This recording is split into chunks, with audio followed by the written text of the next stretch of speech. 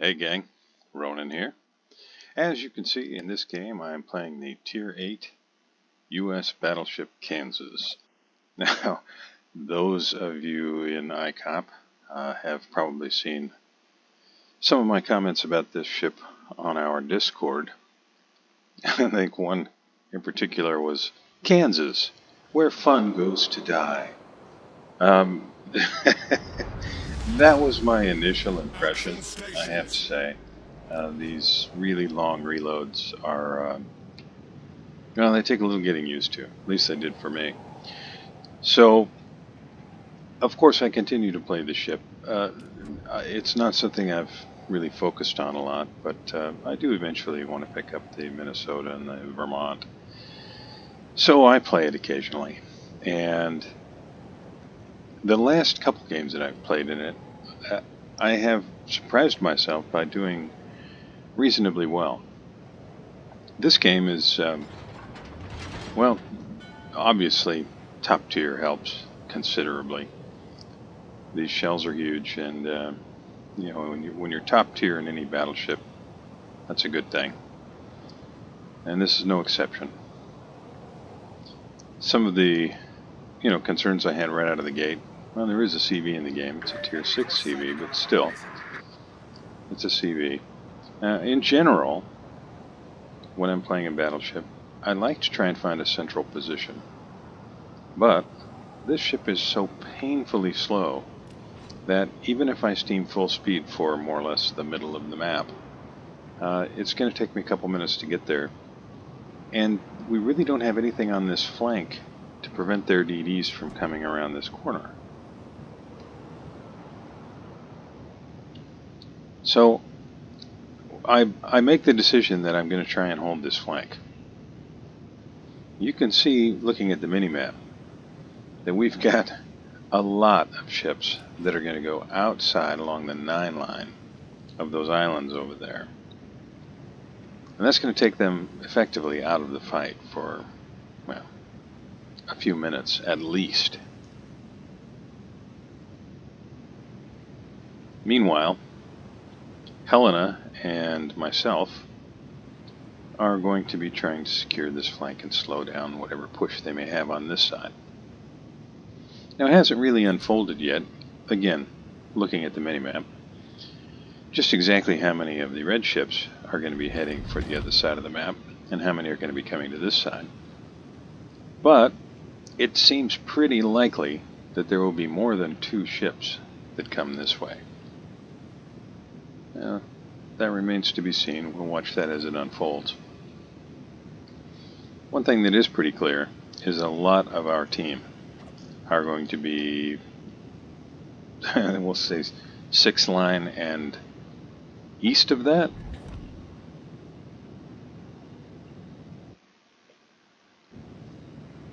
Okay, so we can see we've got a North Carolina and an Arizona over here. Their guide is moving right up the center. And our team is just beating it up. Down it goes. Friendly Nuremberg wipes out the Gaida. Yeah, pretty encouraging, right? I mean, we're just a few minutes into the game. The enemy team has lost its only stealth DD and stealth torping DD.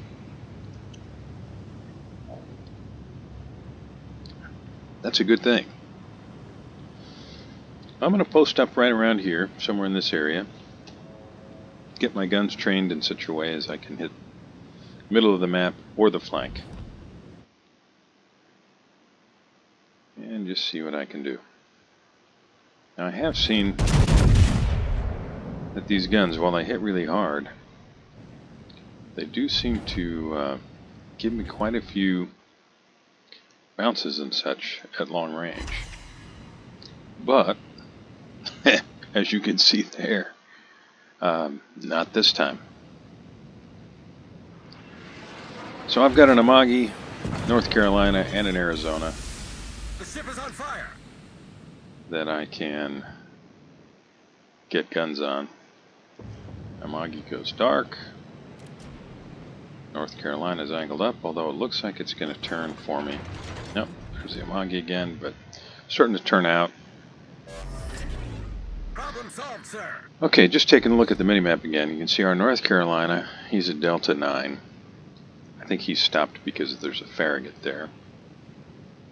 ICOP, Bismarck, Fubuki, they've all pushed around the corner at this point. I'm sure they're taking fire over there. So really it is just a matter of, can I slow down the bad guys on this side? Arizona is about as slow as this Kansas, so I'm not too worried that's going to make a big push. North Carolina and Amagi, well, they just seem to be sailing back and forth on the other side.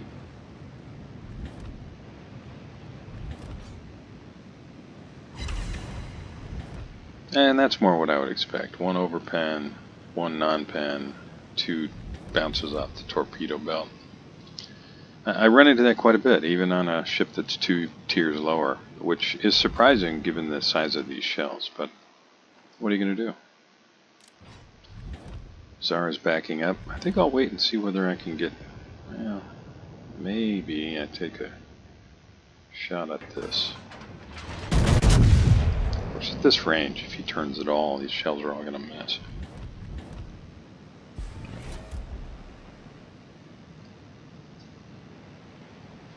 And down goes the enemy Farragut. So now, yeah, one ricochet. Ugh. So now, the enemy team has lost both of its destroyers. And they seem to be doing a pretty good job of losing their Richelieu over there. We'll see how that turns out. Doesn't look good for that guy. Well, I keep putting shells in the air, but so far, 21, well, just shy of 22,000 damage. That's not much to speak of.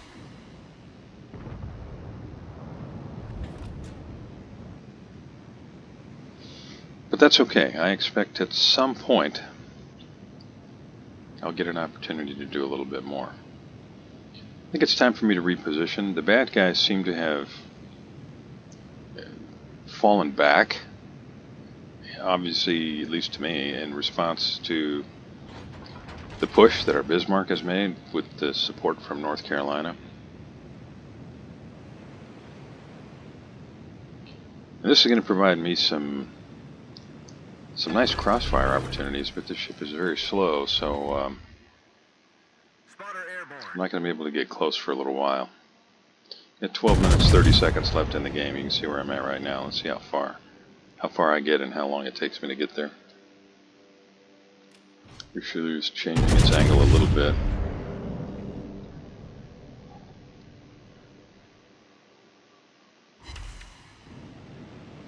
Just a little bit of chip damage there. But that ship's going down. Now you can see I'm angled to Arizona. Well, both Arizonas. And the North Carolina.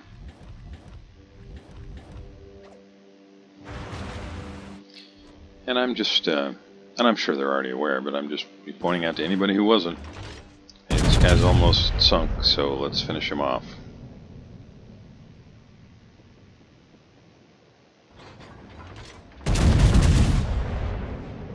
That should do it. Enemy battleship sunk. So we got an Amalfi out here. He may be just trying to, keep us honest. I've got some big targets to shoot at, so I think I'm going to focus on them.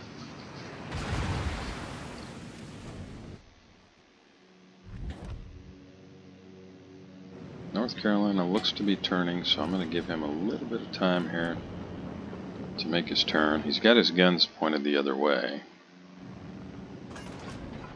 And at this range, I can actually hurt him, so that helps.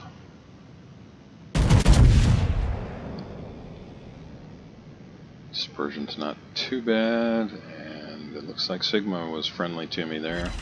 Yeah, there we go.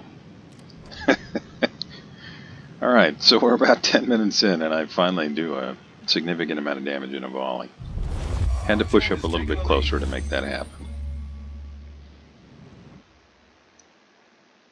So I'm trying to stay, I'm not exactly, what I would call properly angled, but the entire enemy team seems to really be focused on our Bismarck in North Carolina, or maybe putting shots on the tail end of our Amalfi.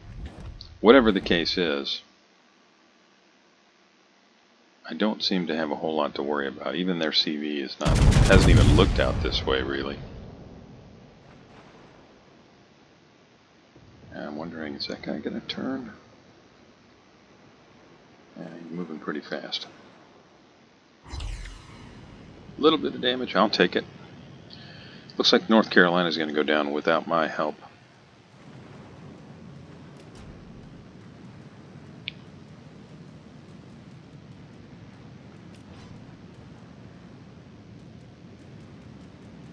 Now I could move outside of this island, and you'll see a lot of battleship players do that. I don't really consider myself a battleship player, but I'm sure you know what I mean. But I'm going to move inside, which is potentially going to create a fair amount of focused fire from these guys, if they're paying attention. So we'll see. I'll make it known that I'm here the first time that I shoot. Well, this game's all over but the shouting now, so I can be aggressive here, and that's exactly what I'm going to do. So this heavy AP line of the, well, I've seen them referred to as thick U.S. battleships. They're kind of growing on me, I have to say. The play style is a little bit different. If this was a North Carolina, I'd be playing it a little bit differently. And North Carolina, pardon me, has some speed. I mean, it's a pretty quick battleship, and the guns are, well, North Carolina guns are fantastic. It took me a little while to get used to the guns on the North Carolina, but once I did, they are devastatingly effective. And really, I think the same is probably, it's probably fair to say the same about this ship and the shells on it that it has. You can see that if I don't catch something broadside beyond, well, at least for me so far, and I haven't played a lot of games in it, but beyond about range 14, 15, it sometimes will struggle. Not every time. I mean, we saw the one where I landed a couple of citadels, but it seems to bounce a lot of shells, and it seems to struggle beyond that. But up close, once I get up a little bit closer, it is a lot more effective. Now, of course, the shells are so big that even at a little bit longer ranges, if I'm able to hit a cruiser, they do generally do some damage. Alright, so I had a choice to make here, and I have opted to make that guy the focus of my attention. Their CV is entirely caught up in trying to reset the cap and keep our guys busy in the middle. And these shells are big enough that I can get pens even at this angle. So I'm going to try and get as much side as I can without blocking my shots with the island. And you can see they've got their bagration, or bagration, or bagration. Sack lunch, like when you're 7 years old. Anyway, that name cracks me up. I'll just angle against that. Slow down a bit. Wait for the reload, and see what I can do to the Ark Royal. And I can just lob the shells over the edge of that island there. I'll probably get a little attention from the CV since I'm able to put shells on him now, but down goes our Fubuki. There we go. But as you can see, this battleship does have defensive fire, and against the Tier 6 CV, it's reasonably effective.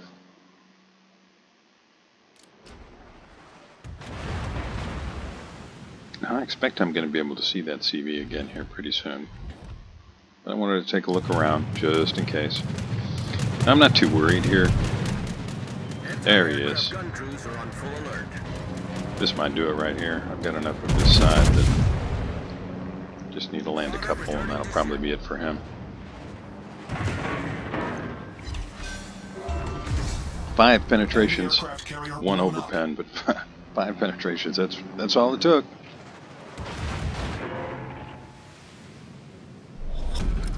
Battle ends in 5 minutes. I've got a cruiser to deal with over here. So we've lost a Bismarck, Ochakov, and a Fubuki.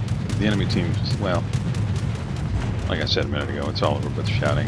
They're really beat up already, and our guide is about to cap them out. So, I hope you enjoyed the video. Thank you very, very much for spending a little time with me. I really appreciate it. And I'll just say at this point, thanks very much. And I'll see you next time.